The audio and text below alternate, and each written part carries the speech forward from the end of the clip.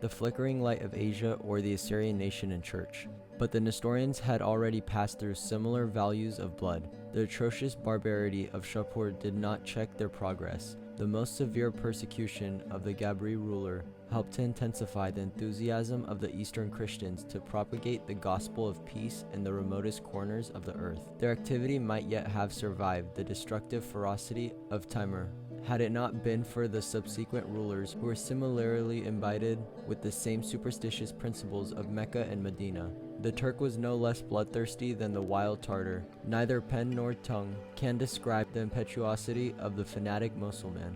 To him, the existence of a Gavur heathen was a curse to humanity, hence the sooner the Christian is exterminated, the better the Muslim fulfills his religious duty. The Turkish sovereignty meant indeed the continuous oppression of the followers of the Nazarene. There was no end to the persecution, and the helpless Nestorians were destined to struggle with the midst of a sea formed and perpetually swollen by the blood of their martyrs. After the destruction of Baghdad by Timur, the Patriarchate was removed to Mosul.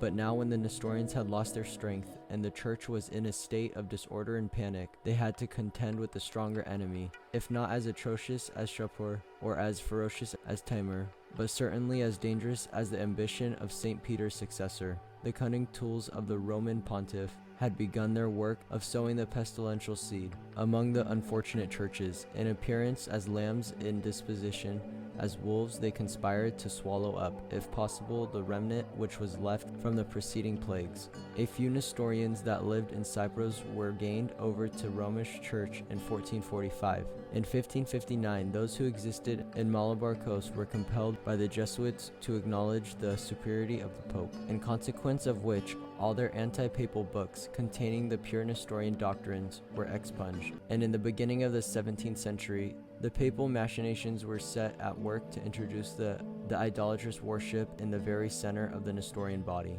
During the residence of the patriarchs in Mosul, a deep departure took place from the previous custom of church as to the selection of her spiritual rulers. The change was due to the gradual decay of the ecclesiastical tradition and discipline. Up to this time, the occupant of the Eastern throne was to be appointed by the general consent of the church, together with the approval of the metropolitans, bishops, and the clergy. But Shamun, in 1450, had enacted a law that his immediate relatives were to succeed him.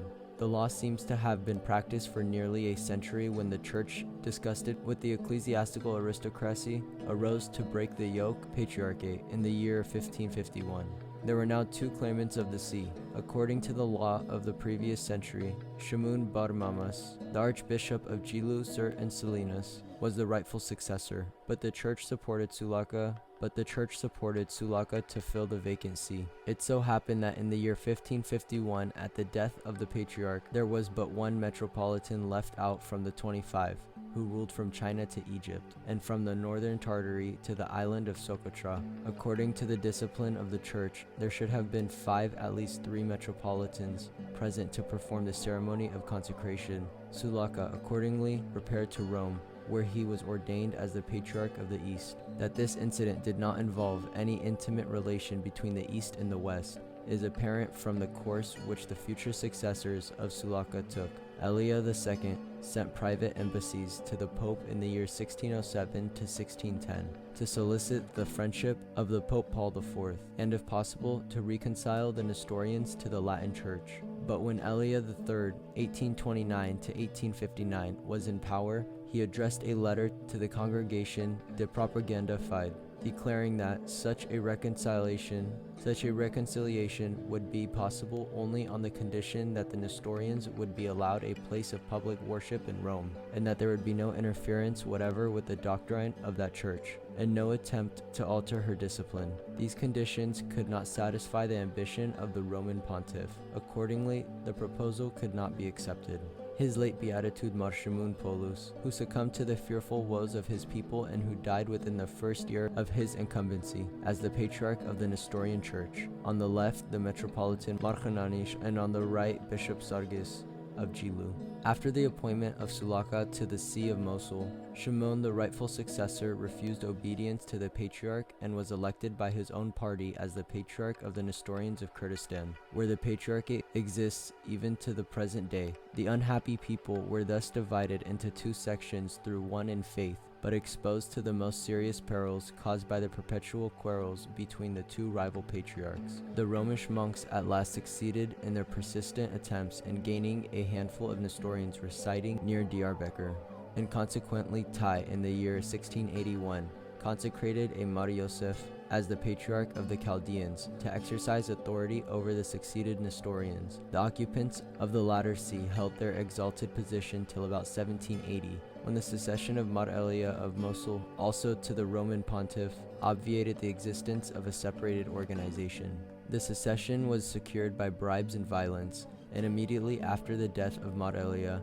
instead of his nephew, a Chaldean successor to the Romish Church, from Salamas, was appointed to the Patriarchate of Mosul, and the very title Mar Elia was changed to that of Mar Nicholas. Persistent attempts have been made to bring the seceders entirely under the Romish yoke. It is bad enough to bow to the imported images and to be contaminated by a revolting idolatry, but so far they have been regulated their obedience by their own convenience, rejecting the Latin liturgy and not allowing their own sacred literature to be expurgated by the papal censors. No mention can now be made of the existence of pure Nestorians beyond the confines of the Kurdistan mountains and the plains on the extreme northwestern boundary of Persia. Out of that mighty army, scattered in almost every country and every clime of Asia, there remains but a small portion, numbering from 250 to 300,000, 20 holding fast to their distinctive beliefs, faithful to their father's creed and obedient to their own spiritual ruler. Marshamun Patriarcha de Medina, Marshamun the Patriarch of the East.